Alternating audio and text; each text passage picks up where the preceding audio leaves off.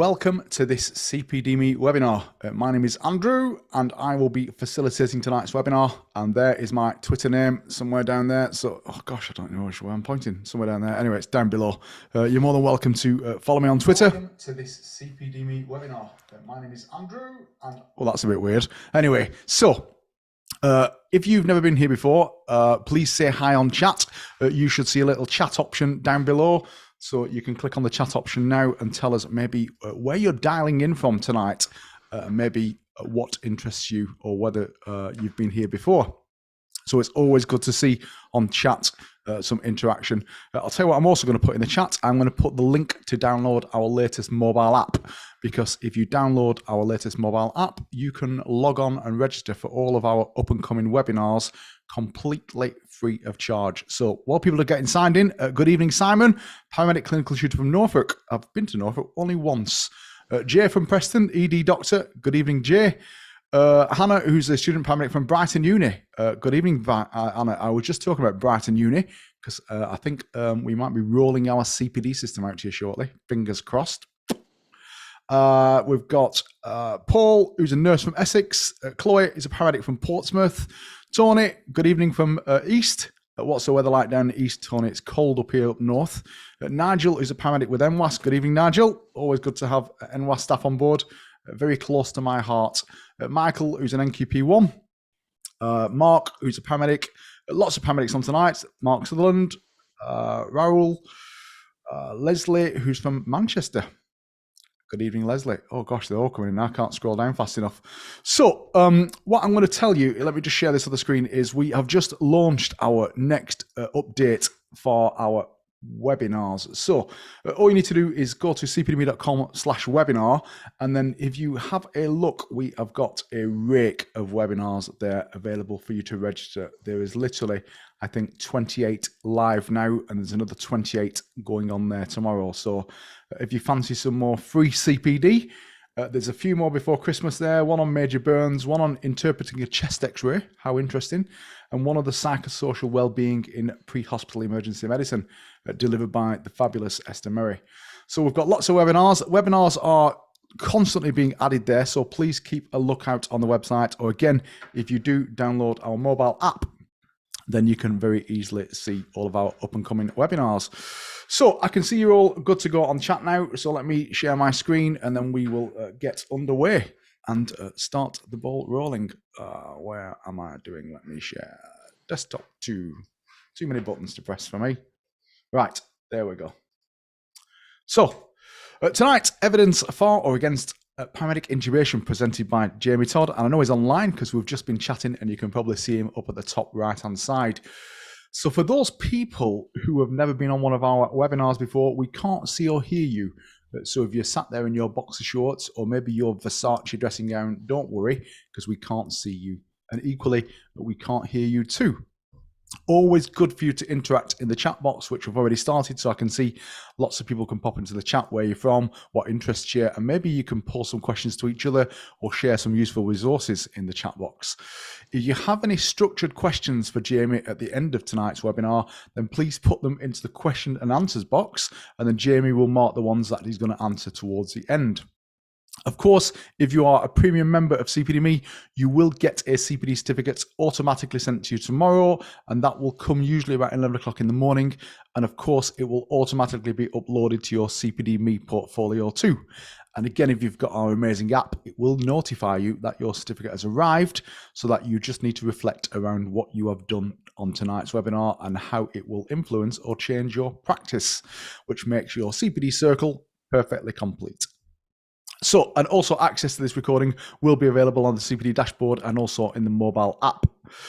So a quick thumbs up or a quick yes, no, who is a premium member tonight on the chat, because we have just launched this month a refer a friend scheme, which is absolutely amazing, because it means if you refer a friend who might find CPD.me useful, certainly anybody working in health and social care, then you'll get 3 months free added to your account. So basically, whatever your payment period is now, it gets paused and 3 months credit added for every single person who you refer, who then joins us. And if you refer 5 people who join us, you get yourself one of these amazing CPD.me mugs, Can't buy them in the shop, and you certainly can't buy them from Amazon. But of course, if you refer 10 people, then you will get an Amazon voucher. And I think from what the team said today, it's a 50 quid voucher. You'll get one of them electronically sent to you. So you can go cpdme.com, refer, or you can scan that QR code, and I'll pop it up again at the end. Of course, if you're on social media, please give us a follow. So we're on Instagram, on Twitter, and on TikTok, although you will not find me or Jamie on the TikTok channel, but you're more than welcome to go and have a look at it. I'm not even sure there's anything on there yet. But if you do, what is TikTok? I have no idea. Maybe we'll tell you later. I'm allowed 5 minutes a day on TikTok because it's quite addictive. But please do use us #CPD Made Simple if you tag us in on social media. Maybe take a selfie, whatever you're doing tonight, and then tag us in. Again, feedback is really important to us. We don't spend any money on marketing here at CPDME because we're a social enterprise, but we ultimately rely on your feedback, which is really important to us. So please leave us some feedback, and I'll pop some links in there for Trustpilot, the App Store, and for Google, because it really does help support the business and helps us bring these amazing webinars to you. 7 good reasons to become a member. Well, it will make recording your CPD simple for sure. And we've already got tens of thousands of people who use it every single day to record their CPD, capture the certificates with the app. And then when you need a complete portfolio for interview, audit, or just to show off, it's literally just a couple of clicks away.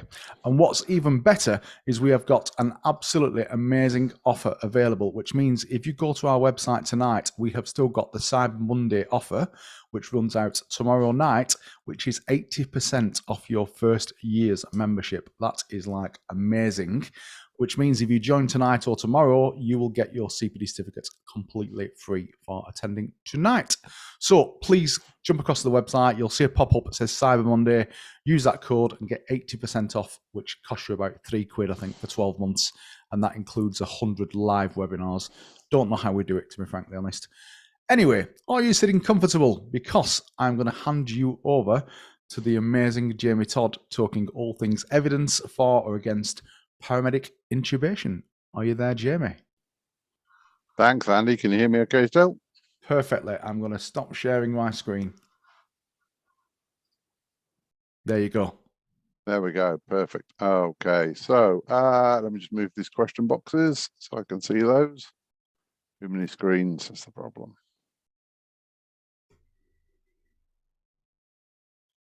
Okay. So good evening, everyone, and welcome back to the second of the monthly webinars doing here on CPD.me, and we're working our way through a series of pre-hospital topics of interest. And this is a presentation that I did check earlier, back in 2017, originally at, I believe, was on the College of Paramedic Standard Emergency Services show as part of their presentations. At the time, we were discussing sort of, the state of play at the time and where paramedic intubation was heading and the start of some of the evidence and so on. We're just waiting to see your screen, Jamie. I don't think it's fully shared yet. Oh, okay. Certainly not my screen. It was. What have you done to it, Andy? Oh gosh, I've no idea. No idea. Oh, too many buttons here for me to press. I think you've done something to it. Go on, try sharing it again and I'll tell you it's live. It was shared before. What have you done? Hold on. Did you touch the IT? Definitely not. Definitely not. It's definitely out of my league touching anything. Perfect. There you go. Thank you. That fixed it? There we go. Look at that. Okay, so yeah, so 2017 we did this presentation, not the same presentation, but one that with the same theme, where was paramedic intubation in the UK at that time and what did the evidence say? And I think the main theme around that presentation then was, if we didn't address the various issues that were starting to become apparent, then my warning was that paramedic intubation would become less of a thing. And maybe that's turned out to be the case. So what we thought was we'd come back and review the evidence now and see where we are. The only conflict of interest I have is I do represent a whole load of Airway training courses internationally and do a lot of stuff for them, but we're not going to discuss my courses, so I think that's going to affect our discussion tonight. So let's make our way forwards because we've got a lot of slides with a lot of information on. So firstly, you might be disappointed to find out that I'm not going to stand here and say, yes, paramedics should intubate, or no, they shouldn't intubate, because, I'm not going to say that's above my pay grade. We don't have a pay grade for that sort of thing. We're all healthcare professionals and individual decision makers. So, what we should do as a educated healthcare professional is look at the evidence ourselves and decide on our own personal viewpoint. So what I'm going to do is present you with the evidence as it stands, as I see it at the moment, and then you can sort of make your own decision. So where does that take us? Why endotracheal intubation? So we're going to see some definitions around, is it the gold standard? Does it provide the best gastric protection? Does it provide the best ventilation? Although you could argue that in some settings it enables overventilation just because the airway is so good. Is this a secure airway, probably fixed and maintained? Do some patients need it just right now? And if so, how many? And what are the risks involved? So we've got a whole bunch of stuff to get through, which we're going to get through in the next sort of 40 minutes or so. So going back to some of the original sort of definitions we've looked through, this is from the textbook of airway management by Benjamin and Hagberg. And I'm guessing that's the Benjamin of the Benjamin curves for those that are interested in airway stuff, particularly. If you've never heard of the Benjamin curves, go and look them up. And this defines, ETI as the gold standard. And we often hear that phrase being used, ETI is the gold standard of airway management. And I'm not sure that's really based on, any clinical evidence. It was the top of the tree, and so on. But does that, is that backed by any evidence around, what's best for the patient in all circumstances? I'm not sure that it does. The gold standard for the patient is having an airway. How that airway is achieved, what bit of plastic you use, it doesn't really matter. As I say, when I'm teaching advanced life support, I'm not aware of a case where a patient has survived an out-hospital cardiac arrest, gone back to their family, gone back to work and continued their normal life and then sued the ambulance service because they weren't intubated. I don't think that's happened, so that patient obviously had an airway. We see this definition, but a lot of different pre-hospital studies around the globe produce different outcomes in out-of-hospital cardiac arrest, accepting that the majority of paramedic intubation in the world is non-medication facilitated. So generally is only in patients that are in cardiac arrest or very, very close to cardiac arrest. Or sort of peri-arrest patients where intubation may be possible in some circumstances.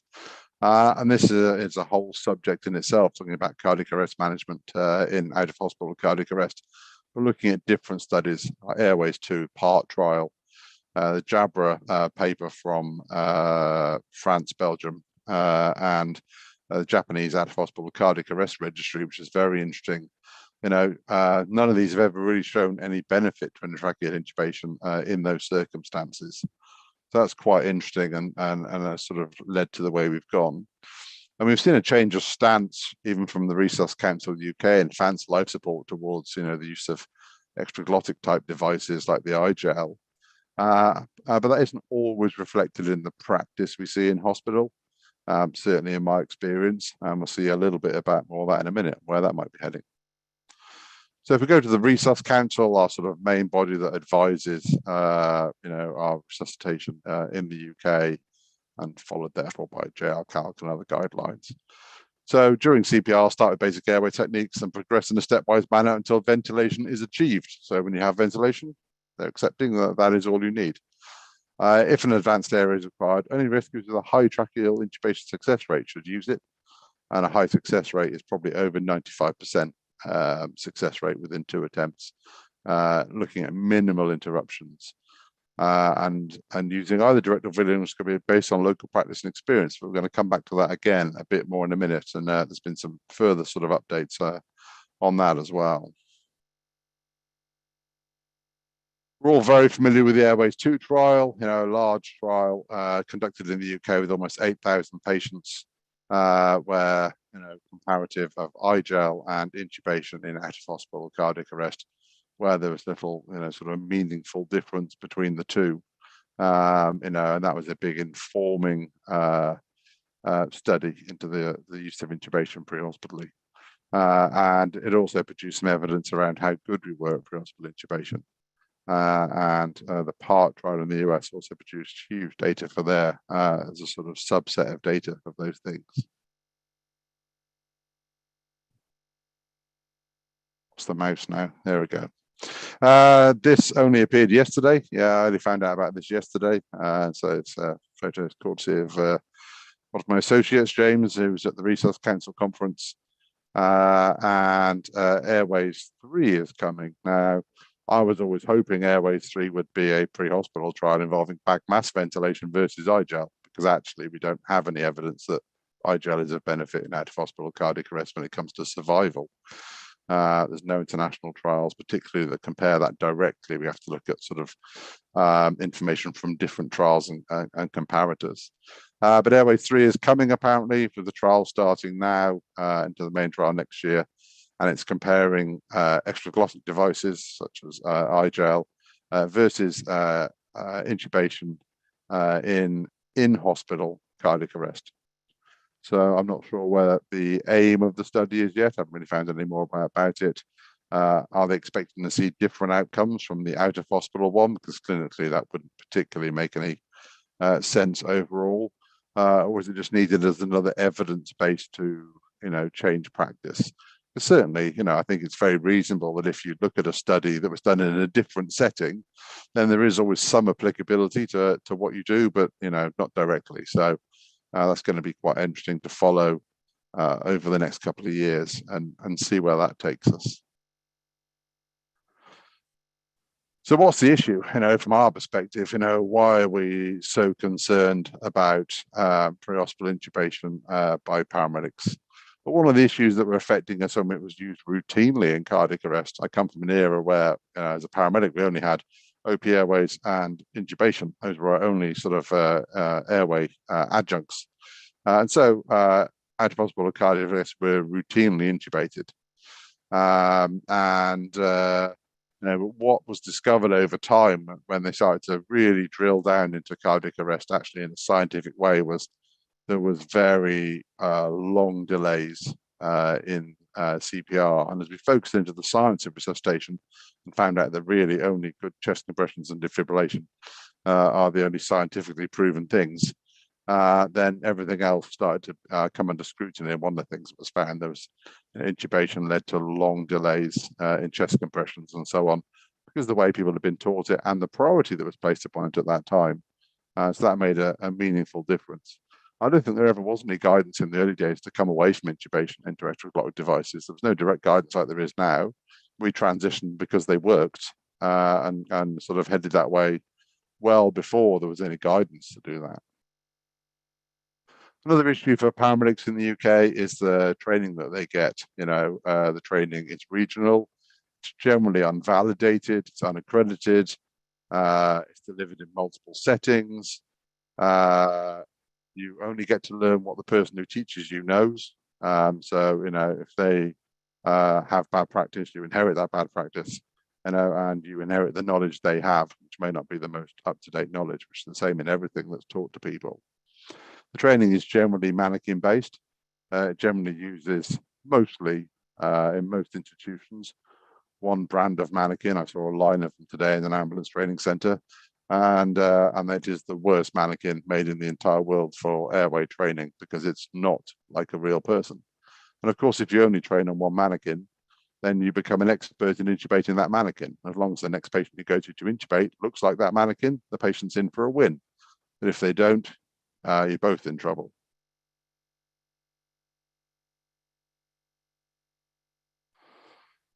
And ongoing from that sort of CPD, you know, as we're doing tonight, and as you know, we now are much more aware of that, you know, there is a lack of ongoing accredited, validated, standardized, and audited CPD, you know, for skills like intubation. You know, standards have been sort of suggested by the College of Paramedics guidelines, so on, that we might come back to later and refer to a little bit. But, you know, in not many places do they have a fixed standard. There's not many places where it says, you know, you must have an airway logbook that contains 50 intubations a year under supervision, with this many of them being real or all in high quality simulation. If you don't have those, you can't intubate. There's some places have airway logs, some places have audit of those logs, some have neither. But there's not usually a hard line in many places. So we haven't really sort of set a standard and said, this is the standard. So that also creates a problem, because once you've been taught, then you need to maintain the skill. And of course, as we know, because we generally put extraglottic devices in the form of eye gels into most patients, we don't practice the skill as much.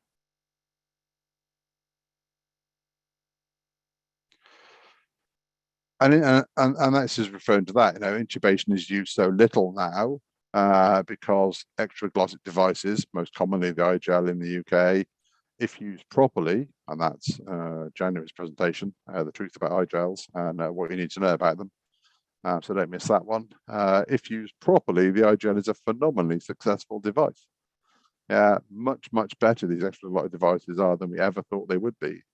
And they work in the vast majority of patients, and there's good evidence to support that. And so when a device works and it leads to less delays in resuscitation and so on, then absolutely clinically it's the right device to choose. But the counter effect of that is, of course, that we don't maintain a skill of intubation. If we do it, it will be incredibly rare. And of course, it is one of those skills where if it goes wrong, it has very, very bad outcomes. We know that an esophageal intubation is okay as long as you recognize it and take it out. But if you don't recognize it and the tube is not removed from the esophagus, the patient will have no chance of survival. And we see that. We're going to look at some data into that as well. So it's not a thing that doesn't come with enormous high risk.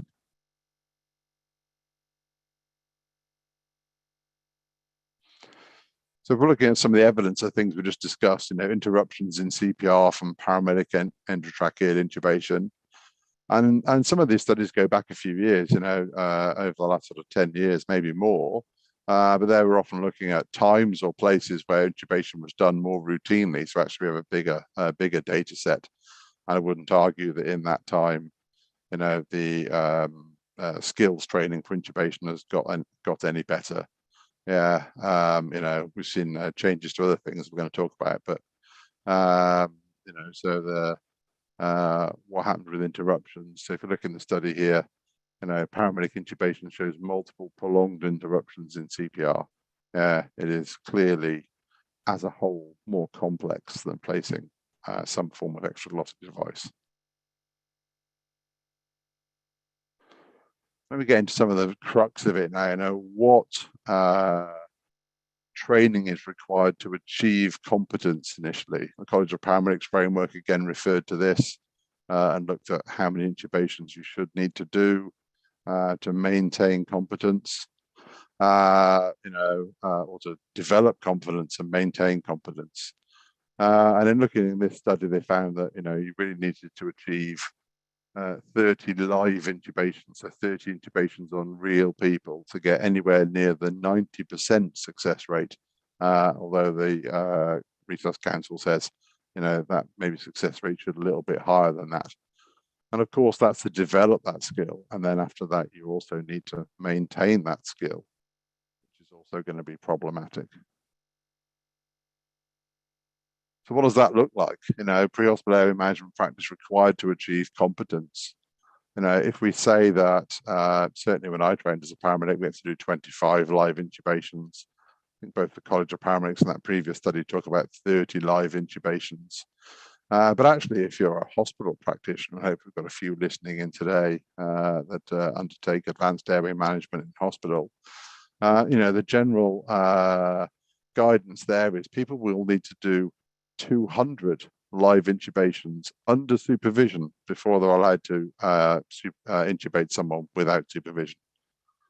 So, that's a huge number.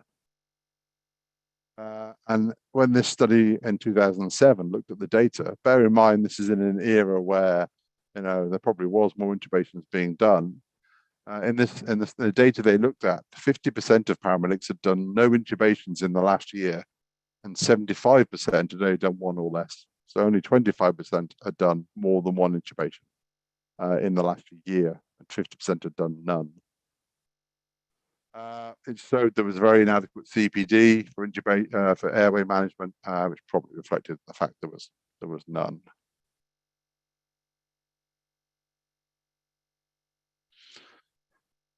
After a coroner's case in the UK ambulance service some years ago now, the coroner got in touch with the medical directors of all ambulance services in England and Wales, and also to the devolved nations, to ask for information about paramedic intubation following a tragic patient death, a circumstance that's been repeated again and again in and out of hospital. And it was interested in a number of things around intubation practice, variation, and also at the time availability for end-tidal CO2 monitoring. At this point, only 50% of UK ambulance services had end-tidal CO2, and it took a coroner's ruling to get the other 50% to buy it almost overnight. And that became a standard of care. But of the service they polled at that point, 7% had no records of how many intubations had been done by their paramedic. And those that did reported that paramedics did an average of 1 to 2 intubations a year. And I believe that was sort of supported by a survey that was done by the College of Paramedics shortly following that suggested, self-reported from paramedics, that the numbers added up to 2 to 3 intubations a year, but that was self-reported rather than backed by any sort of statistics from patient care records and so on. And this is some of the sort of more recent stuff. There's this big project for universal airway management data sort of thing going on. And this study is showing, a 2% rate of paramedic unrecognized esophageal intubations at hospital.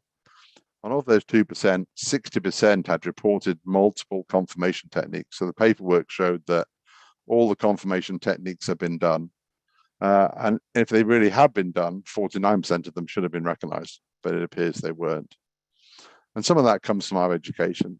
The things, when we're teaching airway stuff, we routinely challenge these things that are taught to people. People are taught that, tube misting and chest rise and fall and auscultation and lots of other subtle signs that are very prone to human bias are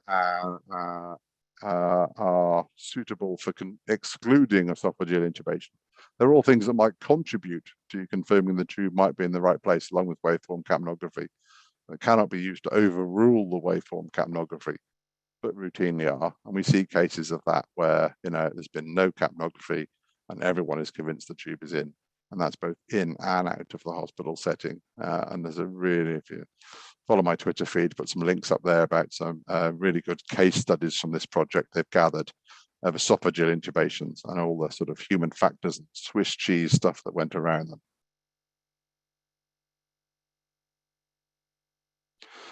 So what have we done so far? Certainly after that coroner's ruling some years back, ambulance services started to look at how they could address this issue. We recognized the success rate for paramedic intubation was quite poor. That's probably driven by poor training, lack of exposure, lack of CPD, and so on. So, what was done to address that problem? And a number of things started to happen. Firstly, quite early on, we saw London Ambulance Service withdraw intubation from most paramedics, and that's continued with their paramedics generally no longer being trained to intubate. And they were on their own for quite some time in that sort of stance. There, of course, help may not be that far away in the form of help coming to you or you going to help. There are two ways we get help. But that's been followed by others, as far as I'm aware, Yorkshire, East of England, Southwest, West Midlands. I think that's most of the list at the moment, but I could be wrong. And those services have taken the stance that intubation is no longer performed by non-specialist paramedics, to use a sort of generic term. We've seen this increased use of extra-block devices. Yeah. I'm not sure there's any particular reason why we selected this central clock device over any others, but it seems like a very good device. It's very successful when used properly. And as I said before, I think they work better than we ever thought. And they've now come into the guidelines, Resus Council. They're in the NICE guidelines for trauma. If RSI is not available, the patient's obtunded, but an extra clock device, take the patient to RSI, etc. So, the success of these devices has also, led to, enormous skill fade.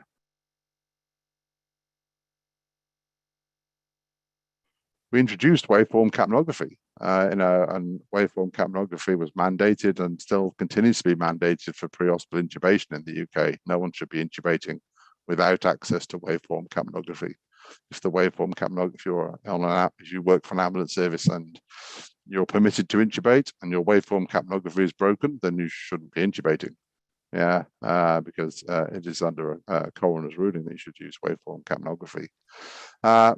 Unfortunately, from our experience of going around and teaching and discussing this subject, the level of understanding of waveform capnography is not that high, because although there was the coroner's ruling that the ambulance must have waveform capnography and people must use waveform capnography, there was no coroner's ruling that said that you must teach people what waveform capnography means. And the subtleties of it and so on. So there's definitely a place there for some more education, because we have that tool which we use for multiple things now. It's often not as well understood as it could be. And we do see people, making overrule decisions from the capnography. We started to look at how we could improve the skill of intubation. Some places stopped teaching cricoid pressure for the lack of evidence for it, and introduced burp, as in backwards, upwards, rightwards pressure. But rarely is that skill taught in an appropriate manner. And in fact, we now teach is ELM, external laryngeal manipulation. There's only so much work you can do with the laryngoscope, and then you need to do something else with the airway to improve your view and first pass success rate. And all these things are important. And mostly we see the mandatory use of bougies, as far as I'm aware, most ambulance services in the UK mandate the use of bougies, and we now have fairly good evidence that, bougie improves first pass success rate and minimizes risk, but it doesn't remove it completely.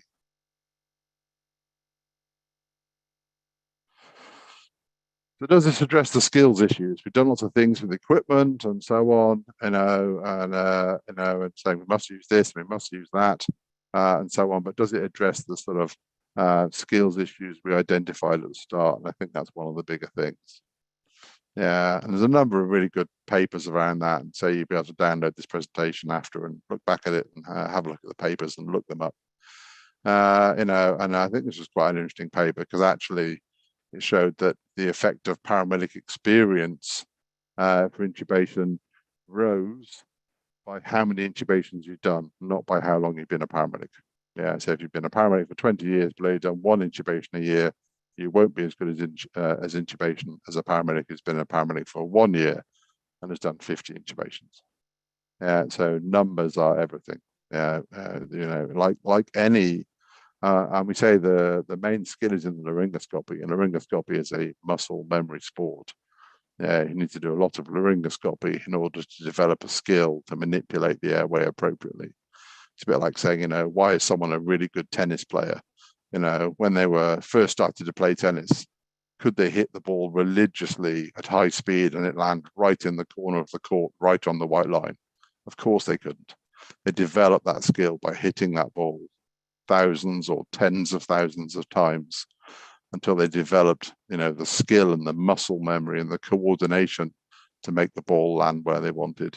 So it's fairly, common sense that any skill that requires muscle memory requires experience and requires repetition. And in that case, that's driven by the number of intubations. What do the errors look like?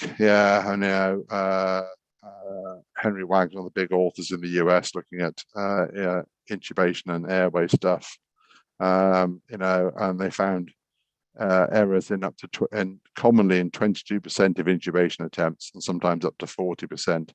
And these errors were multiple things, but could lead to, poor quality care for the patient. That one's also worth looking at. That's a really high sort of problematic rate.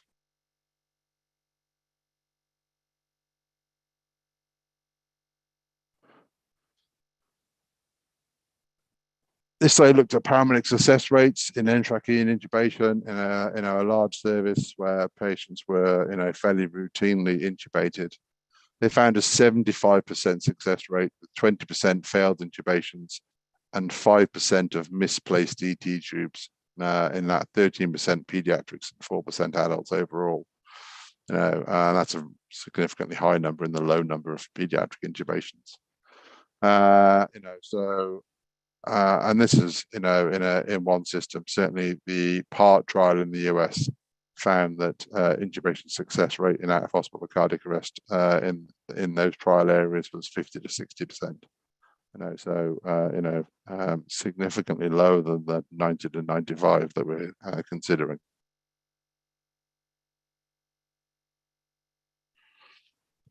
And what if we needed a minimum standard? We talked before about, what if we had a standard every year?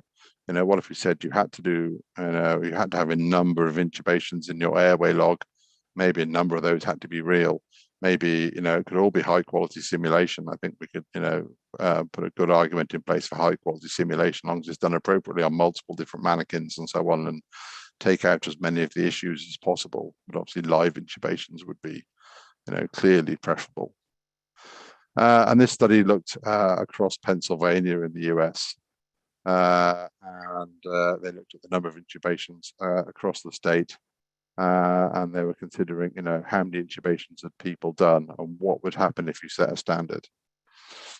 So if paramedics had to do 15 intubations a year, well below, the previous study's recommendation, then 93% of the intubations that were done in Pennsylvania wouldn't have been permitted.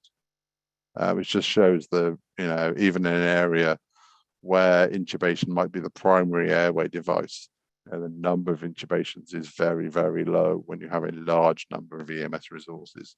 That's another significant factor in the UK. The huge number of frontline vehicles we have now means that people, compared to 10, 20 years ago, have less opportunity to perform these skills. That's a really interesting study here. If you just had to do 15 a year, 93% of intubations wouldn't have happened. So how can we fix this? Of course there's a fix for it. Yeah, if the will is there. And I always like this thing, this good and cheap won't be fast, fast and good won't be cheap, and cheap and fast won't be good sort of mantra. You can only pick two things. And if we're saying we want intubation to be good, above 90 to 95 first pass success rate, or 95 overall success rate, and it needs to be done quickly because we can't have, gaps in CPR. We need to train so we can do it with ongoing chest compressions. Then it won't be cheap. It will need a large input in time and training and mannequins and possibly theatre time. And lots of other things that will cost a lot of money. And what you've got to balance that against is, does it bring any clinical benefit overall? But it can be done, This is quite a recent study from East Anglian Air Ambulance that looked at their intubation rates in trauma, presumably in RSI, between their doctors versus their CCPs. And both were equally successful, and they had overall 100% intubation rate. So it shows that in a provider where you have a lot of training time and suitable resources, that you can deliver high quality intubation by paramedics. And this paper from my lovely associates at CCAM CCP, including some people that I'm very lucky to spend a small amount of time with teaching and so on.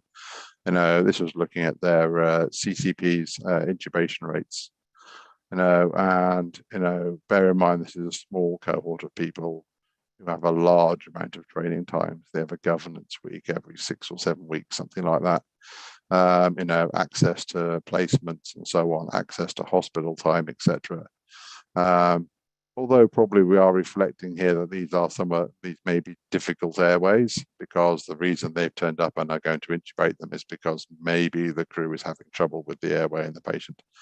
Yeah, they were looking at first pass success rate of 81% and second pass of 96.7, so in excess of that 95% line, with a very small number of unsuccessful airways. And very few attempts requiring a third attempt. So again, some evidence that in a well-established, well-governed system, it is possible for paramedics to provide intubation in a safe and effective manner.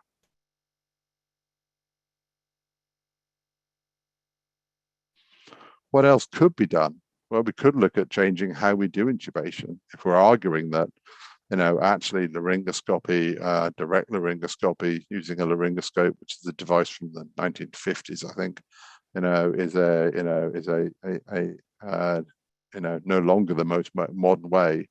In the same way that we, now, write things on an iPad rather than on a chalkboard, then, why is technology an option? And certainly looking at video laryngoscopy, which has been around a considerable amount of time now and comes at varying costs depending on what option you're looking for. But generally, we see that VL is twice as fast and slightly more successful, with a greater first pass success rate, so less attempts, slightly more successful overall, but maybe remove that sort of issue with time delay and so on by being much quicker. And there's plenty of VL studies out there now. Even the cheapest VL, AirTrack, certainly I know AirTrack exists in some regions. Our heart team has it. It's on every ambulance in Wales, and so on. So even in AirTrack, there was a higher success rate than DL, and that was also repeated in non-skilled operators. So actually in the original study, they got people off the street. I think in one study, they were better at it than paramedics and doctors were, because it isn't laryngoscopy. And so they just followed the directions of the device and had very good success with it. So things are out there that will enable us to sort of, achieve a higher pass success in intubation. Yeah, looking back at this sort of project for universal management of airways, they've recently released a number of recommendations, and this is supported by the UK Difficult Airway Society, Society of Airway Management, which is the big one from the US, the European one, the Indian one, the Canadian one, and a number of other international bodies. So basically, it's a consensus document of all the international airway societies, backed by a huge amount of evidence. And it produces a number of recommendations about how we avoid esophageal intubation, with that being the sort of negative outcome we're looking for. And that's the graphic at the bottom I showed you before. That comes from there. But also point number 2 is that routine use of a video laryngoscope is recommended wherever feasible. Yeah, so it's suggesting that actually video laryngoscopy, is a good safety margin. And we certainly see that now. Certainly in my own practice, I use video laryngoscopy. As far as I'm aware, all the HEMS intubations I've seen in recent times have all been done with video laryngoscope, and all the emergency intubations in the emergency department are done with video laryngoscope. So we're seeing a sort of a rounded change in practice there.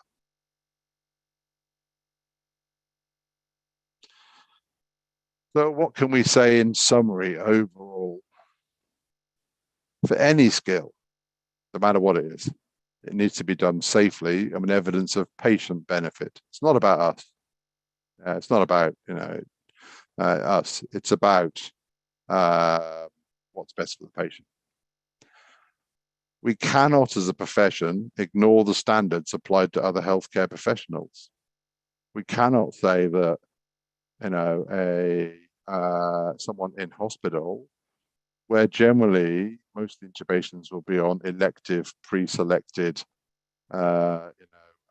pre-assessed patients in a relatively safe setting with support, requires 200 intubations before they're allowed to do it unsupervised, and then say that a paramedic who may have, in some systems, never intubated a real person, is allowed to intubate probably the most difficult patients you can imagine in the most difficult setting. We're almost at both extremes, and we can't ignore that. Maybe we have to look at changing the skill. We talked about video laryngoscopy. We've done some things, but there's more things we could do now. Education is obviously always the key. Education, practice, re-education, CPD, recording, having airway logs, auditing them, setting a standard and defining a standard means that you can evidence safety in the way that some of the studies we've shown, like CCAM and East Anglia Air Ambulance. It is possible to produce evidence to say you are safe to do intubation. Or we have to look at whether the skill is right for us. If we think as a paramedic we're defined by skills, then we probably have a different mindset than what we should have. Yeah, we're defined by our education and knowledge, not by our skills. You need the education and knowledge to practice skills, but the skills have got to be to the benefit of the patient, and they've got to be safe. And everyone's always happy to take on new skills, but no one likes it when skills are taken away. We can't have it both ways. We can't safely take on new skills, but take away skills that aren't safe. Yeah, as I say, you can't have your cake and eat it. And because most of us practice on plastic mannequins, then I really like this picture. It's been around for a while now. It's used in some of the latest papers. Yeah, and if you're a confident intubator on a layered airway head, then this picture scale you tremendously. The glottic opening at the top and the esophageal opening at the bottom. Yeah, can both look very much like the view to get on a layered airway head. Unless you have a comprehensive understanding of the anatomy and significant experience, you can see how people, unknowingly have a belief that they have placed the tube into the glottic opening and into the trachea, and choose to sort of ignore what the end tidal is telling them, and so cause patient harm unknowingly. So overall, yeah, if we're going to argue a point about something, we need to be well informed and we need to have some evidence. Yeah, we can't just say paramedics should intubate. We need to say paramedics can intubate safely if we have the evidence for that. And that applies to everything that we do. And when you look at the data, you can see why some ambulances chose to take the skill away from certain groups. Because yes, as we see from the evidence, there are some patients who will benefit from pre-hospital intubation when other airway techniques don't work or are known not to work so well, like our hypothermic patients, our late-stage pregnancies, our maybe inhalational airway burns. And we know that critical care services are not always available in some areas of the country. They're very limited. In the area I am, then they don't operate beyond 2 o'clock in the morning. So from 2 till 7, there's no HEMS units in this area at all. And that does create a risk for a very, very small number of patients. The question you have to ask is that risk greater than the risk of allowing paramedics to intubate?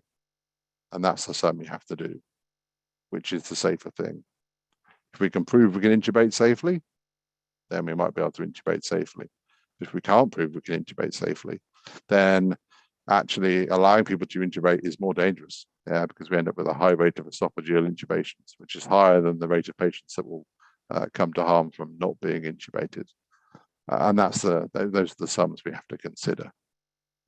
We're reaching the end now, so just a little prompt about Twitter there. So, I've regularly put a lot of airway stuff on Twitter, so if that interests you, I just find lots of papers from around the world and that sort of thing, and stick them up there if they're a benefit, like all the stuff, some of the stuff we've talked about, particularly the newer stuff. Then just follow me on there.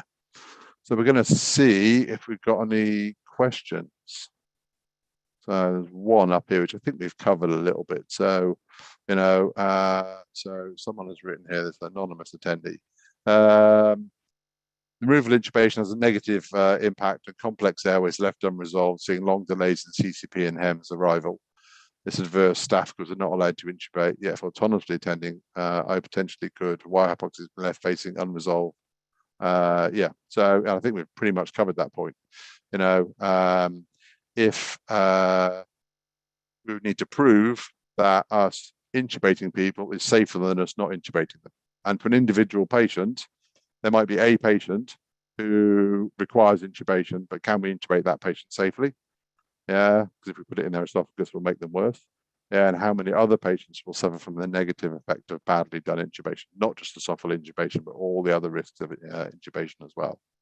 And someone else has written, yeah, if we're unsafe at doing this, then why don't the trust do something about it? And they could do. You've seen the data from East Anglian Air Ambulance, from CCAM, CCP, etc. If your employer wanted to throw lots of time and money at the problem, they could make you a really good intubator. We have evidence that paramedics can be really good intubators. That's not a thing at all. It's not a role-based thing. Yeah, paramedics can be really good intubators, but we'd have to justify that we'd wanted to spend that money, and that was a clinical benefit. Was that money, is that good use of our money? No, we have a limited pot of money. Is that a good use of the money to intubate a very small number of patients safely? That would be the argument you'd have to make. Another question, Terry. Not just making it mandatory to use the laryngoscope for SGAs. As far as I'm aware, the only one where it's mandatory is London. That was originally under a coroner's ruling. After a couple of untoward incidents of patients with obstructed airways unidentified prior to iGel insertion. I believe the coroner's ruling was overturned by the Resus Council, but I think London still choose to make it mandatory to inspect the airway with a laryngoscope before inserting an iGel. What we teach currently is that look at the history. If you've got a patient who's had chest pains for 2 hours and then they've collapsed into cardiac arrest, they're probably unlikely to have a massive lump of steak in their airway. But if they're eating at a restaurant and they've suddenly gone into cardiac arrest, even if no one says the word choking, then you probably should look in their airway before you put an iGel in, because the chances are they do have an airway obstruction.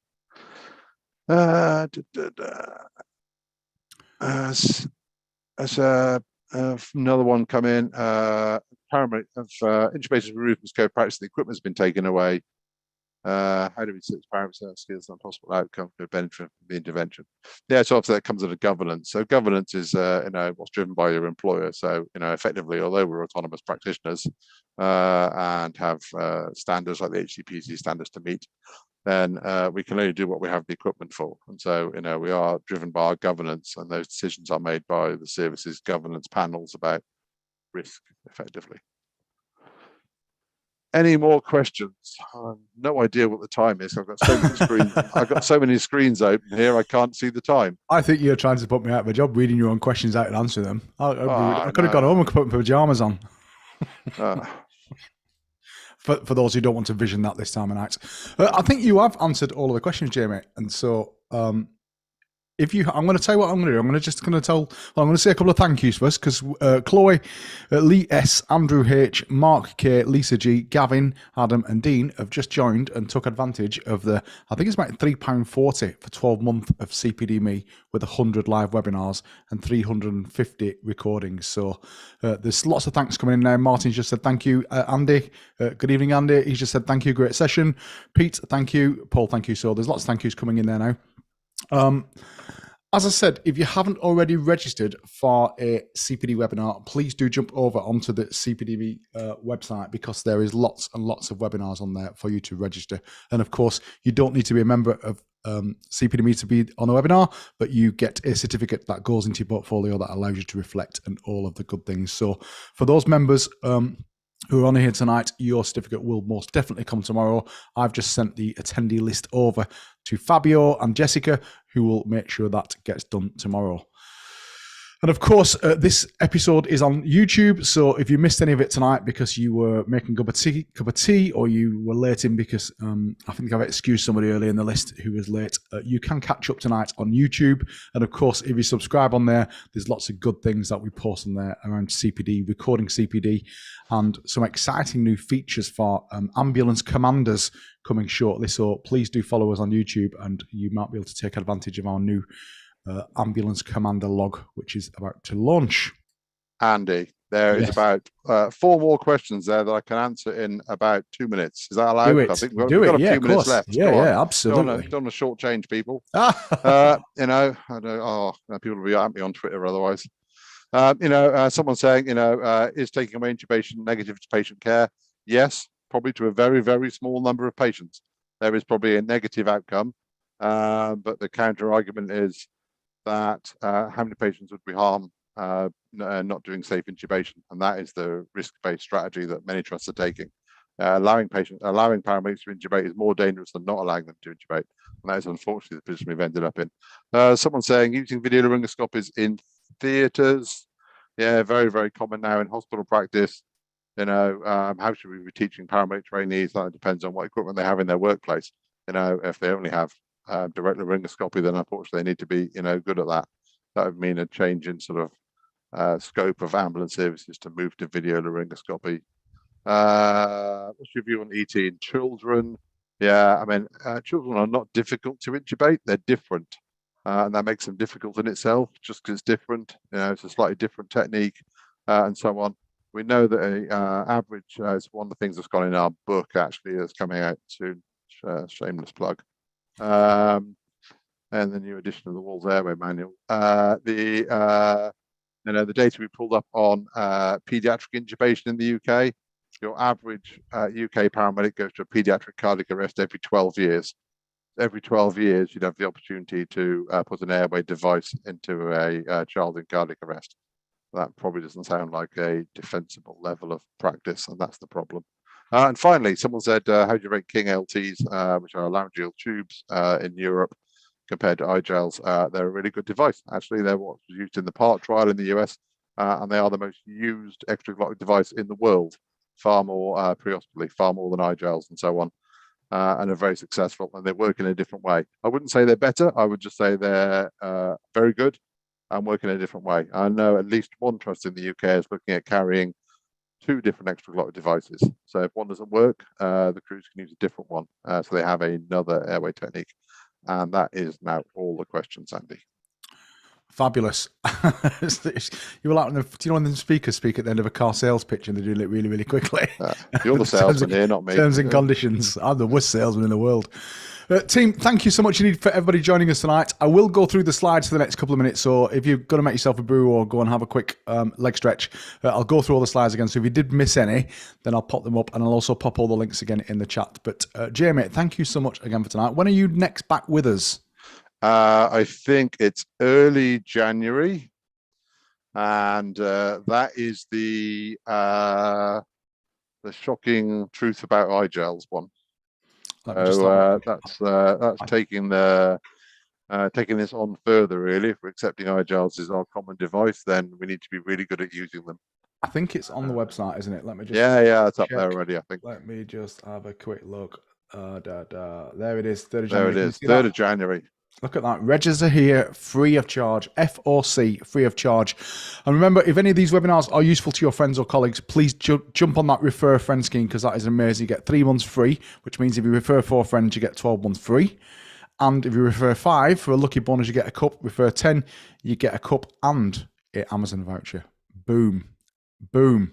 So, if you are at work, please stay safe for the rest of your shift. If you are not at work, please kick off your slippers. Enjoy the rest of your evening. Thank you so much.